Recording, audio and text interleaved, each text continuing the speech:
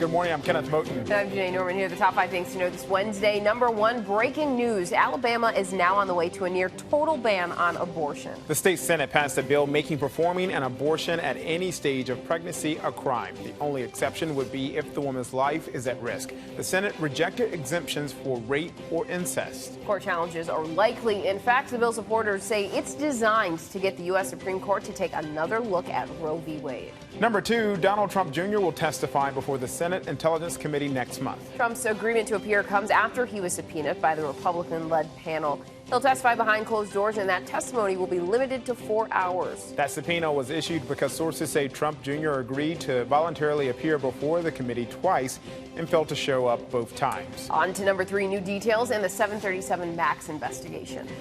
Reports say American Airlines pilots wanted Boeing to take emergency measures and possibly ground the jets after last year's Lion Air crash, but the company refused. That's based on recordings of meetings heard by the New York Times and the Dallas Morning News. Boeing execs reportedly were not sure the new anti-stall system was the cause. The Ethiopian Airlines crash happened a few months later. We head to California for number 4, where San Francisco has become the first city to outlaw the use of facial recognition by police and other city agencies. Supporters of the ban call the technology a threat to civil rights and say the ordinance will prevent law enforcement from targeting marginalized communities. The ban will not apply for personal, business, or federal use. Law enforcement officials are criticizing the ban, saying the technology is needed to protect crowds during large-scale events. And finally, number 5, a new survey is ranking the sexiest accents in the U.S. And the winner is the Texas accent. The largest state in the continental U.S. is famous for its drawl,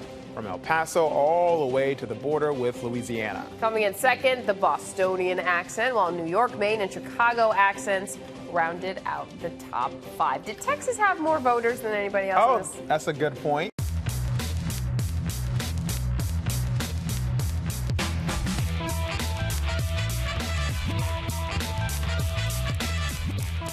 So that's our question of the day. What do you think is the sexiest accent? And obviously we know in the that. U.S. Yeah, right? Because you have US. to say that, because otherwise you're not thinking of anything in the U.S. Right.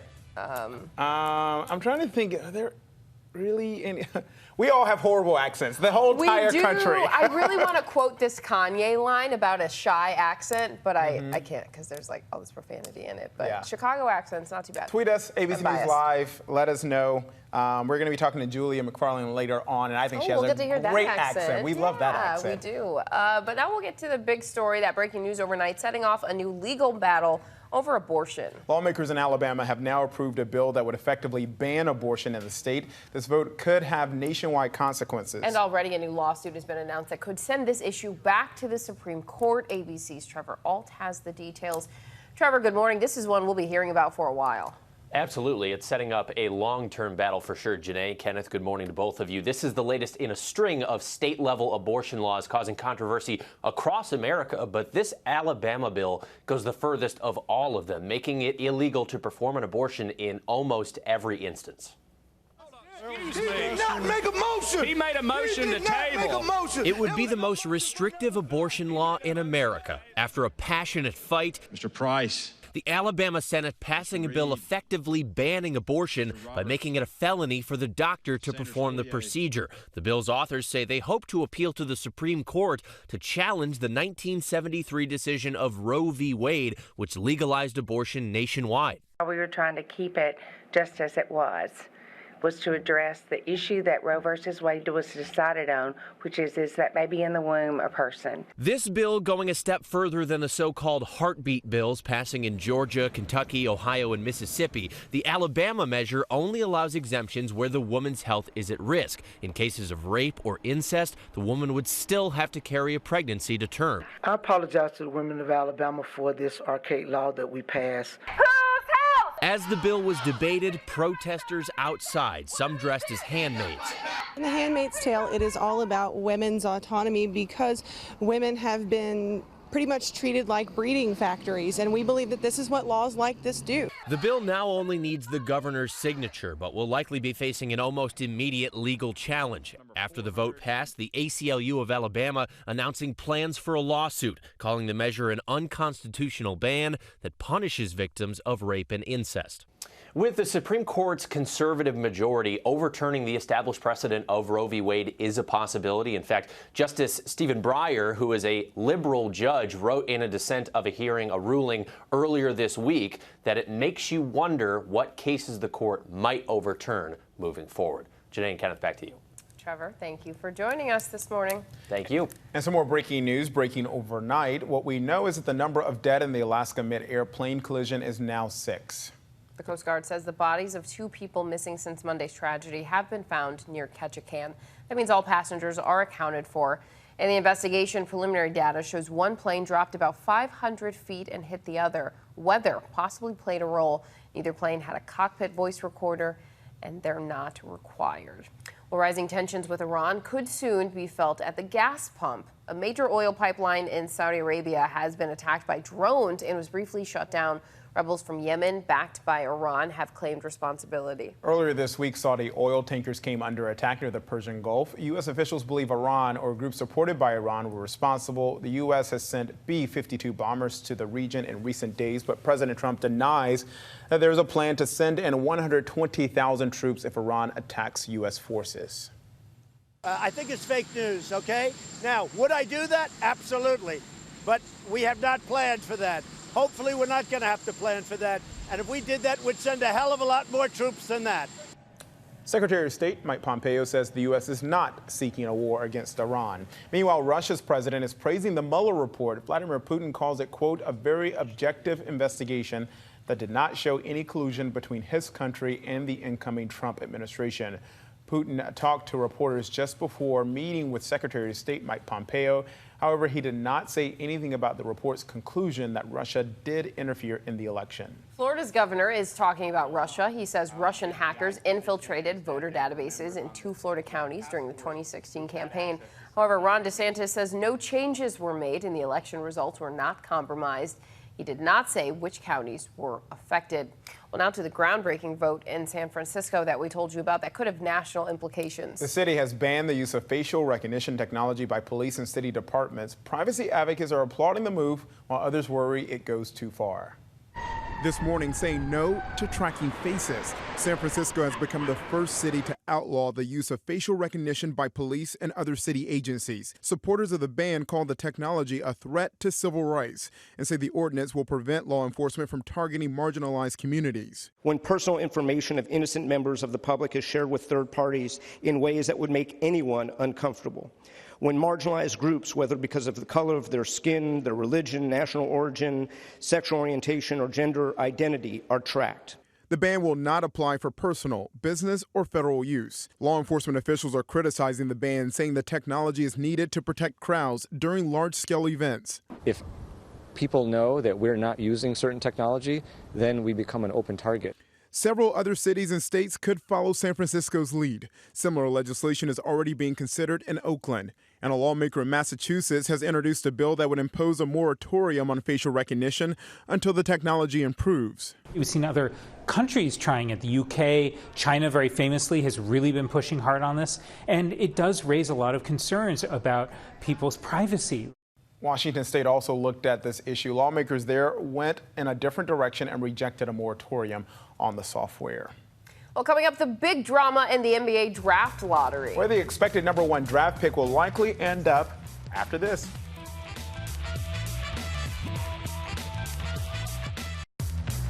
Welcome back. Forget the showdown between the Curry brothers in the playoffs. The real drama last night took place in Chicago. There was high drama, in fact, and high emotion as those teams that missed the playoffs found out their order and where they'll stand in the NBA draft. From jubilation to devastation. The New York Knicks. It was a night of ups and downs for basketball fans as teams took their chance at the NBA draft lottery. The New York Knicks. The luck of the draw dealing a huge blow to the New York Knicks. The team, which went 17-65 this season, had a chance of taking home the top spot, but instead found themselves with the #3 pick, all but destroying their hopes of drafting Duke powerhouse Zion Williamson. The disappointment obvious on social media, Knicks fans posting reaction videos and memes. The New York Daily News even making the results their cover story, saying the Knicks took one more loss for the season. It wasn't all disappointment, though. A lucky draw for the Lakers bumped them up to the number 4 pick, getting the stamp of approval from LeBron James on Twitter, and turned this moment into an instant meme online. But it was the New Orleans Pelicans who were the biggest winners of the night. The number 1 pick in the 2019 NBA draft goes to the New Orleans Pelicans. NOLA taking home the top pick, all but securing their chance to put Williamson on their roster. The team already celebrating, tweeting out this video with the caption, "Pelicans ticket office is wilding." That's crazy. That Williamson is possibly going to Nowlands. Nowlands, they wilded. But I will say, Zion, they've got some great food down there. Those I thought that he was going to end up in New York. No, I've never had a muffaletta. New York Knicks fans also thought he was going to end up in New York. So they're just busting out of their shoes down there in New Orleans now. Yeah, busting out. Let's get a check of our notifications. Starting with the dramatic rescue video of a horse stuck in the mud in Southern California. Firefighters used a rope to pull the horse, which was stuck in neck-deep mud in Shadow Hills. Had to keep the animal calm, but that animal is okay. Thank goodness. He is. Let's move on to the next one, to this dog chasing the wind. Just look at him. Just loving it, just living life. Eating it on up, trying to get the air, eat the air, eat the air. And the only thing cuter than that little puppy, this little dude. And his moves at this party. Get it. That's the one. That's the kid you want to bring out when you're like the parents are hanging out in the living room. You you wake them up, bring them out to dance. Look, that kid right there. Let's go across the pond now to the London Bureau, where Julia McFarlane is on top of the latest international news. Good morning, Julia. Morning, Kenneth. Just want to start with you quickly from a flash we've got earlier this morning from the American Embassy in Baghdad in Iraq. They've just issued a statement saying that they were ordering the departure of non-emergency government employees from the embassy there. They're suspending consular services. There will be some essential staff remaining. Just want to put this in context. This, of course, comes as there is this rise up in tensions over Iran and Saudi Arabia, and of course the US following this very concerning standoff in the Gulf. Those oil tankers which appear to have been sabotaged or damaged in some way in that investigation, going into what happened there. So a sign that things may be getting more tense, but we'll monitor that and we'll bring you guys the updates as they come. We sure will, right here on ABC News Live. Moving on, Julie, you've been watching the opening of the Cannes Film Festival in southern France. So what's making headlines there?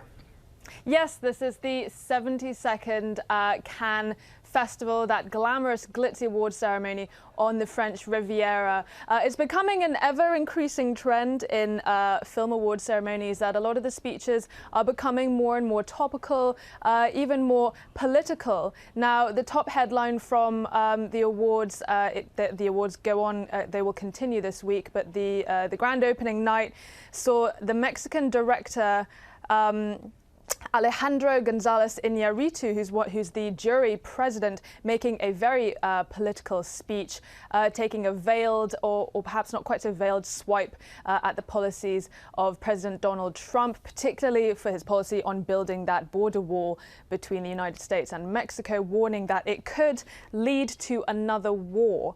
Another thing that is interesting is, I don't know, Kenneth, if you've seen the trailer for the film, which was the ceremony, the award ceremony's opening film called The Dead Don't Die. I just watched the trailer just coming in this morning, and it looks amazing. It's a zombie comedy, and it's got this star-studded cast. Have you seen the trailer? What do you think of it? Do they call it a zomcom? Yeah, exactly. No, you need to go watch it because it looks hilarious. It's got Adam Driver, it's got Bill Murray, it's got Selena Gomez, it's got Iggy Pop. It's doing quite well. It's kind of, if you've seen Shaun of the Dead, that British sort of zom-com. It's kind of like that, but set in like small town America. And I just want to bring you a couple of quotes from people who've seen the film and done reviews, which I think are hilarious. One remarks on Iggy Pop's performance as a zombie by Peter Bradshaw in The Guardian, a British newspaper here. One zombie is obsessed with coffee and played by Iggy Pop, not looking all that different from the way he habitually does. In casting terms, it's a stroke of genius. So that made me laugh. And another, which I think probably encapsulates the film a bit more, it's hard to watch small-town America turn on itself and not see political parallels, but the film cheerfully self-identifies as fiction. That's from the Daily Telegraph. Well, there you go. Hey, and speaking of small-town America, I can't let you go without having you weigh in on the question of the day, which is your favorite accent here in the U.S. You heard her, I'm pretty sure you heard us at the top of the show there saying we love yours, but here we have to vote on here in the U.S. What do you got? Oh, that's a good one. I have two favorites. I love Southern accents because they're so mellifluous, and they kind of seem to me like the American version of the Glaswegian accent here in the UK, which, if you guys don't know, a Glaswegian accent, it's very musical and very like, whereas the Southern accent in America, it's you know, it's a little sing-song, but I'd probably have to say Boston. Oh, Boston. There are some people around here who will like that, and because I'm down south, I can say this. There's folks down south who probably don't know what mellifluous means. But you do, and that was a good SAT word for us to learn down south. So I'm glad you like our Southern accents as well. I do. They're lovely to listen to. Good. All right, thank you, my friend. Good to talk with you. And coming up, a Kansas farmer trapped in heavy machinery, the drastic step he took to survive, and how he's doing now after this. Here's what to watch out for today. The House Aviation Subcommittee will hear testimony on the status of the Boeing 737 MAX jets that have been grounded after deadly crashes exposed an issue in their autopilot systems. The House Oversight Committee holds their first hearing on confronting white supremacy, where the mother of the woman killed in the Charlottesville, Virginia riots is scheduled to testify. And President Trump will speak at the 38th Annual National Peace Officers Memorial Service at the Capitol before meeting with Secretary of State Mike Pompeo. Plus, don't forget to tune into The Debrief for an update on all our top stories and The Briefing Room for a breakdown of the latest headlines in politics. Now to an incredible story of survival. A Nebraska corn farmer makes a near-fatal mistake, his leg stuck in heavy machinery. We're learning what he had to do to stay alive and how he's staying positive about the ordeal. A warning, the descriptions you're about to hear are pretty graphic. Unloading corn and into a bin. We were moving corn and taking from one place to the other. 63-year-old Kurt Kaiser has been a grain farmer for more than 40 years, but it was one simple mistake that could have cost his life. If I could have got by that first load, unloading, I think I'd have thought of it or seen it, but I was in that routine like I always used to do, and I didn't think of it. He says he stepped out of his truck, turned around the corner, and stepped in the hopper in that little hole. It just sucked my leg in, and I was trying to pull it out, and it kept pulling. And there was no one around to help. When it first happened, I can remember telling myself, this ain't good. This is not good at all. Kaiser couldn't find a cell phone to call anyone, his desperation growing. I thought, how long am I going to stay conscious here? You know, because I didn't know what to expect. And then I felt it jerk me again. I thought, well, I was going in, and they're going to grab me and pull me in further. And he was left with just one option. Then I had my pocket knife in my pocket. I thought, well, the only way I'm getting out of here is cut it off. So I just started sawing on it. He amputated his own leg. When I was cutting it, the nerve endings, I could feel them just ping every time when I'd start sawing around that pipe. And all at once it went and let me go. So I got the heck out of there. He then army crawled 150 feet across the farm to the nearest phone to call for help. I stayed conscious all the way to the hospital. I remember being unloaded up here and on life flight. See, this is really challenging his balance. Now Kaiser's healing up, going through therapy at Madonna Rehabilitation Center in Lincoln. He pretty much told me his goal was, I need to get home and get back to what I was doing before, and his main goal is farming. The front wheels don't turn, the back wheels do. Despite what happened, Kaiser's occupational therapist Danny Willie says his attitude has been extremely positive. I ain't too bad. Pretty nonchalant about everything that actually happened, like it was no big deal. It is what it is. Make the best of it is all you can do. I mean, it could have always been worse. He was released from the rehabilitation center on Friday. He'll continue healing until he can get a prosthetic leg, but he wants others to learn from his mistake. I paid the price here of being in a hurry and not paying attention, basically. In Lincoln, Naya Gonzalez, KETV News Watch 7. Our thanks to Naya Gonzalez from our affiliate KETV. Yeah, unimaginable what that farmer went through. Yeah. That's it for us today. Please stick with us on ABC News Live for the Start Here podcast. Have a great day. We'll see you tomorrow.